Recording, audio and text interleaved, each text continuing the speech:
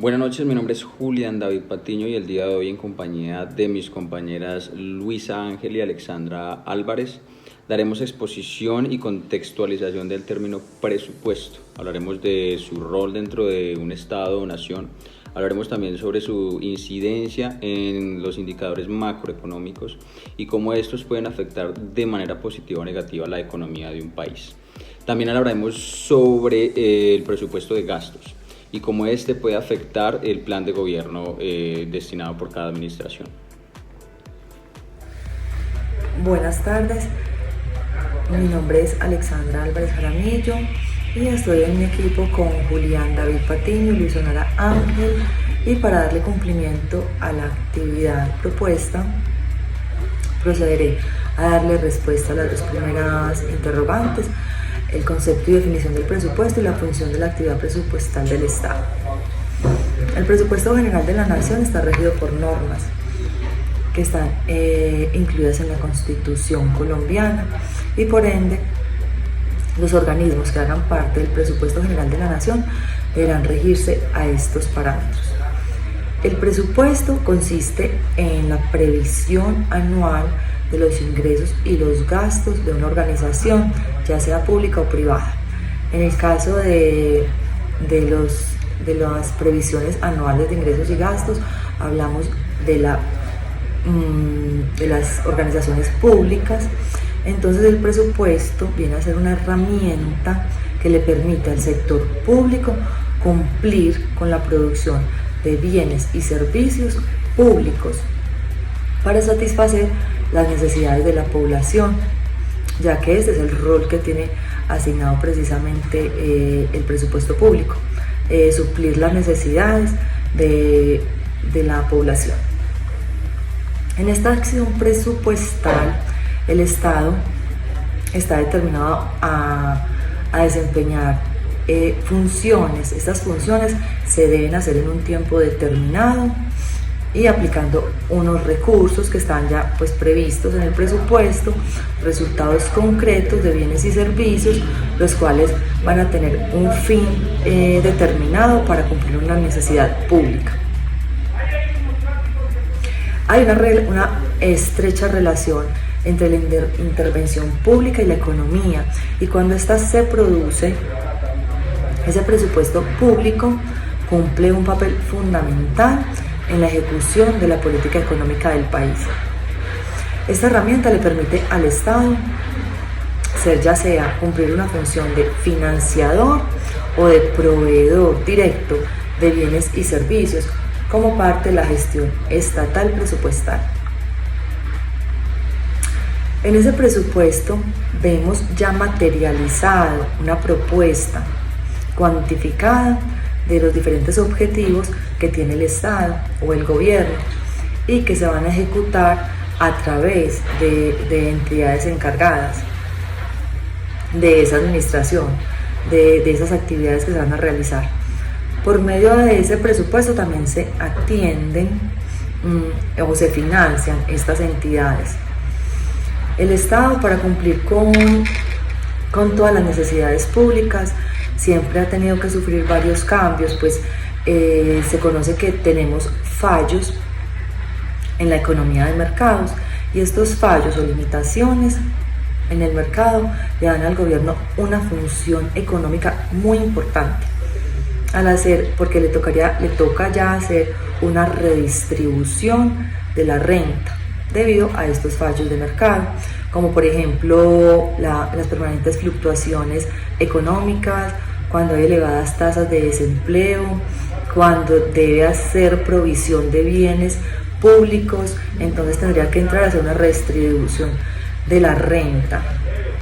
Además, el Estado también debe establecer leyes y velar porque se cumplan, y crear condiciones óptimas para que las empresas puedan negociar y competir entre sí. El gobierno incide de una manera directa e indirecta en la economía del país. La forma directa es a través de la tributación y el gasto público, y esto se ve reflejado en el presupuesto. Se podría decir que la forma como el Estado asigna los recursos son el gasto y la manera como los capta es el ingreso, y esto constituye el objeto de la teoría de las finanzas públicas. Una de las formas indirectas de que el gobierno incide en la economía del país es empleando mecanismos de regulación de actividades económicas. El comportamiento de los negocios, por ejemplo, se ven influenciados significativamente por programas de regulación, precisamente cuando se regulan los precios de algunas industrias, cuando se regulan los monopolios, cuando hay protección al público por publicidades engañosas, etc. A pesar del gobierno desarrollar estos mecanismos de regulación estatal, el presupuesto público es el instrumento más importante de la política económica por parte del Estado, por su carácter público precisamente. Y este se rige por normas constitucionales y legales, como ya lo habíamos dicho. Las funciones de la actividad presupuestal del Estado son tres. La función de asignación de recursos, que es la provisión de bienes y servicios públicos o bienes sociales, como la educación, la salud, la seguridad social, etc. Esta tarea, que le pertenece al Estado, pueden ser elaboradas o suministradas por el sector público o por el sector privado. El Estado debe crear siempre las condiciones adecuadas para promover la producción de dichos bienes. Se dice que de hecho, el Estado no debe ser el que directamente provea estos bienes y servicios, sino que lo haga a través de terceros para que sea algo más eficiente y no haya despilfarro. Otra función del Estado sería la redistribución de la renta, que ya lo habíamos mencionado. Allí el Estado tiene una dualidad para lograr ser o eficiente o equitativo. Esto surge una gran dificultad de escoger. Se trata de seleccionar impuestos, transferencias o gastos sociales que menos interfieran con las decisiones individuales. El enfoque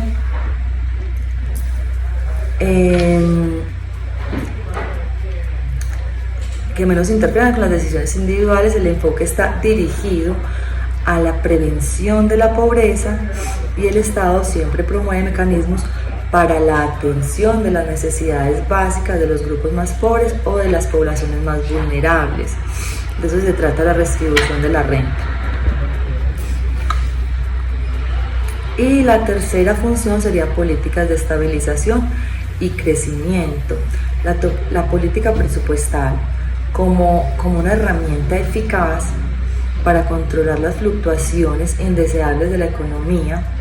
La actividad estatal aumenta la demanda agregada cuando gasta y reduce cuando incrementa los impuestos. No solo afecta la demanda total, pues depende del énfasis del gasto público o la financiación del mismo, se va a ver reflejada en la economía. Afecta la cantidad de dinero en circulación, el nivel de la tasa de interés, el de la tasa de cambio. Inclusive se habla de la importancia de la acción del Estado para canalizar los recursos hacia sectores de más baja rentabilidad, con alta conveniencia social o con un elevado riesgo, ya que es allí donde la empresa privada pues no invertiría. Estas acciones estimulan el crecimiento de la economía. No quiere decir que estas funciones tengan un 100% de asertividad y que siempre se logren los objetivos, por muy poderosa que sea la herramienta del presupuesto público. Es más bien una herramienta que busca unos resultados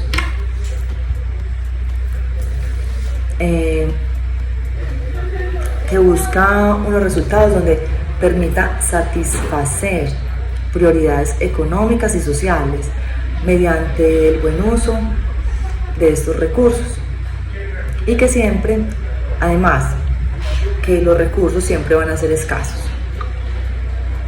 frente a la magnitud de necesidades que están por satisfacer.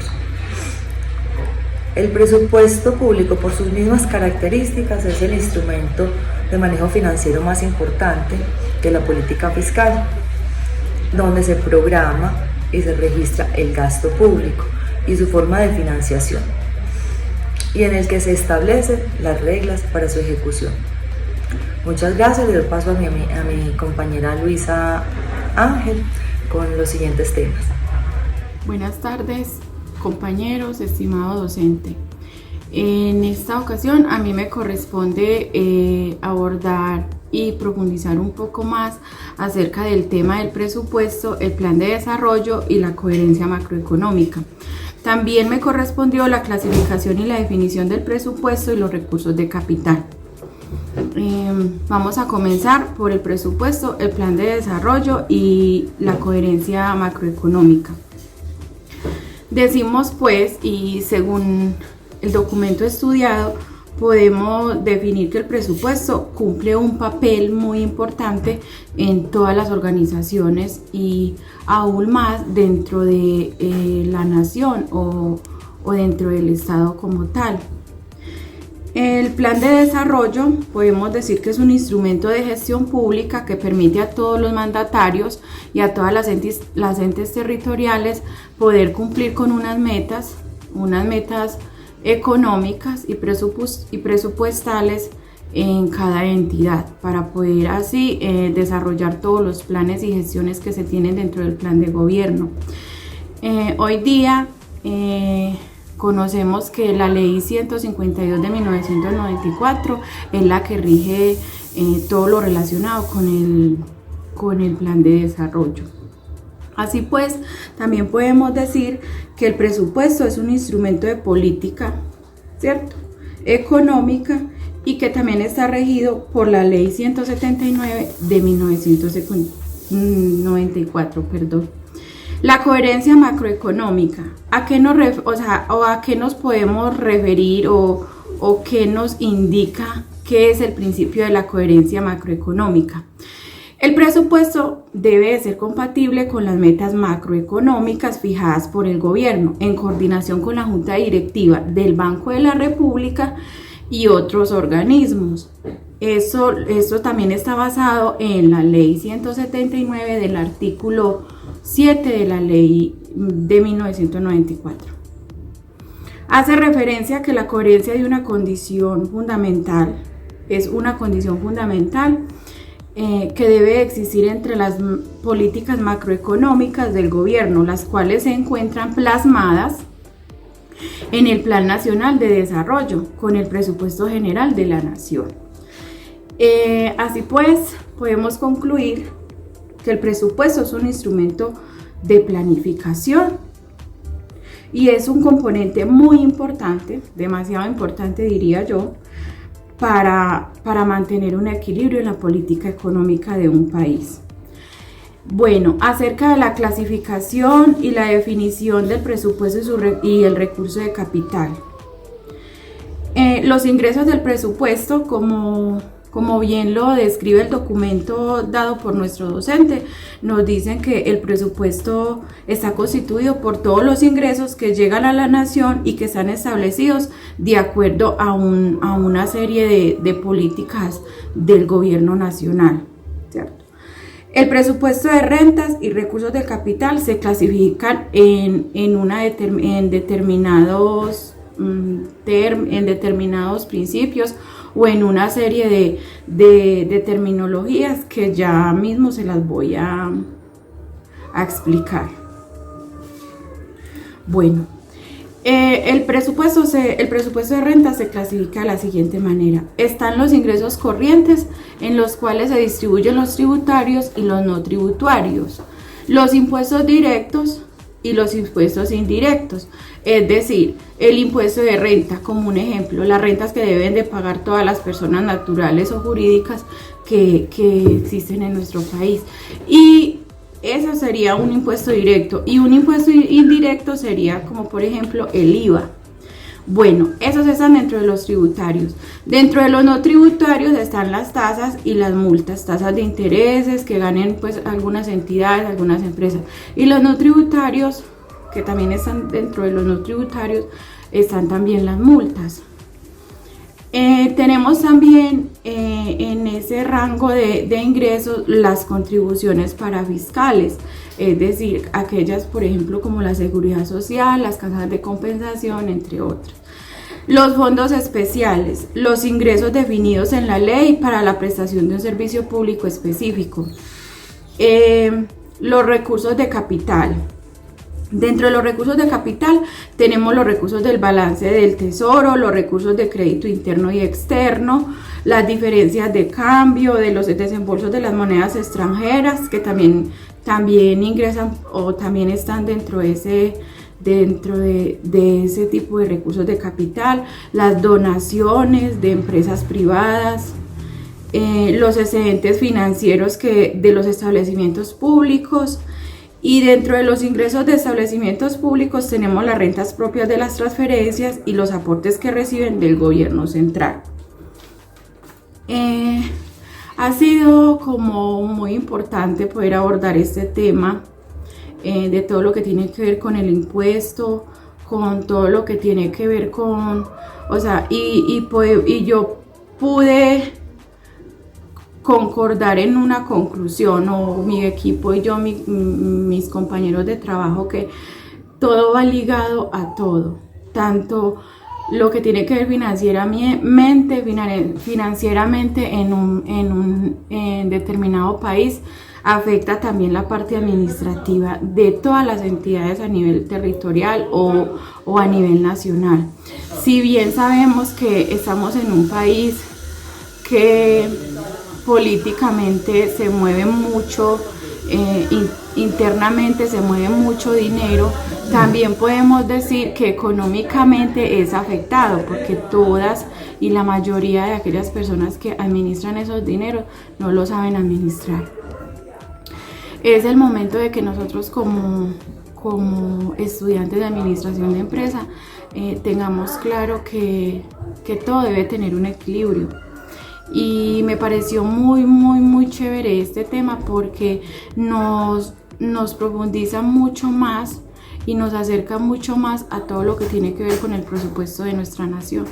Agradezco mucho a mi profesor y a mis compañeros. Muchísimas gracias por todo y los dejo con el último tema que lo abordará mi compañero Julián. Muchísimas gracias. Bueno, el presupuesto de gastos está definido como el total de erogaciones o salidas en las que incurre un país con el propósito de llevar a cabo sus actividades que conllevarán con el beneficio de una colectividad, en este caso con el beneficio de sus habitantes. Este rubro de presupuesto de gastos está definido o clasificado en tres grandes grupos. El primero de ellos es el de funcionamiento y diría que este es el rubro más robusto. Luego tenemos el de gastos de inversión y por último tenemos los servicios de deuda pública. Estos servicios de deuda pública están definidos en dos grandes grupos. El primero es el interno y el segundo es el externo. El externo está dado por la conveniencia o préstamos públicos definidos con otros países o con bancos internacionales. El interno es exactamente igual, pero con deuda convenida en términos locales. Los gastos convenidos en esta clasificación van orientados específicamente a la amortización de la deuda, al pago de intereses y adicional a el pago de comisiones por dichos préstamos. La tercera clasificación, que consiste en los gastos de inversión, van orientados o son susceptibles de gastos convenidos para poder ejercer una actividad comercial que va a ser susceptible de utilidades.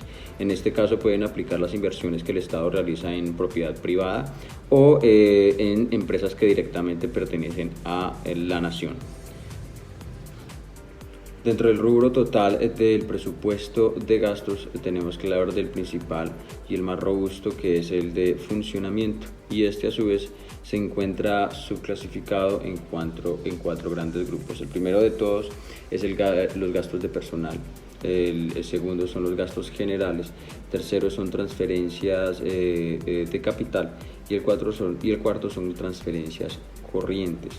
En el rubro de gastos de personal están convenidos los gastos de nómina, los gastos de seguridad social, están convenidos los gastos de representación, bonificaciones y comisiones. En el rubro de gastos generales están convenidas las inversiones de planta y equipo, adquisiciones de bienes y servicios, tercerizaciones, impresos, comunicaciones, arrendamientos, capacitaciones y sostenimiento. Cabe aclarar incluso que el presupuesto de gastos se encuentra clasificado de acuerdo a la sección a la cual va dirigida. Hay que tener claro que dichas secciones son la rama judicial, la rama legislativa, la Contraloría General de la Nación, la Defensoría del Pueblo, la Procuraduría General de la Nación y la Registraduría en compañía del Colegio Electoral. Como logramos evidenciar, el presupuesto juega entonces parte clave en el ejercicio de las actividades planificadas que conlleva una nación con el propósito de dar beneficio a una colectividad. Es entonces clave el presupuesto de cara al logro en el mediano y largo plazo de todos los objetivos trazados en el plan de gobierno de cada administración. Muchas gracias.